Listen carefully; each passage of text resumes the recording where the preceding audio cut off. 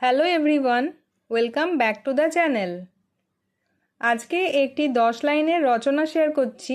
বিষয় একটি তপ্ত দুপুরের অভিজ্ঞতা। গ্রীষ্মকালে বৈশাখ ও জ্যৈষ্ঠ মাসে সূর্যের প্রচণ্ড তেজে চারিদিক উত্তপ্ত হয়ে ওঠে।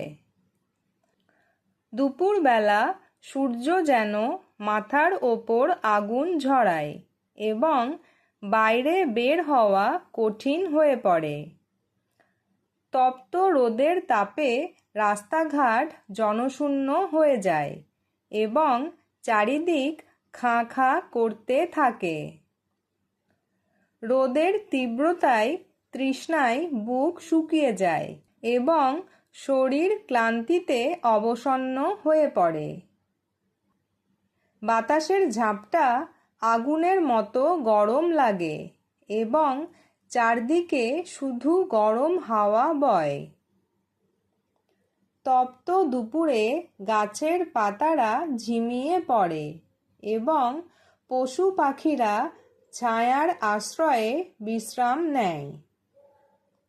এই সময় ঘরের জানলা দরজা বন্ধ করে পাখা চালিয়ে ভেতরে থাকা ছাড়া উপায় থাকে না।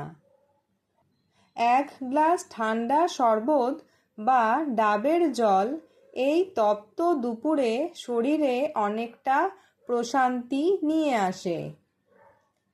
উত্তপ্ত রাস্তার ওপর রোদের ঝিলিক দেখলে মনে হয় যেন আগুনের শিখা চারদিকে নাচছে।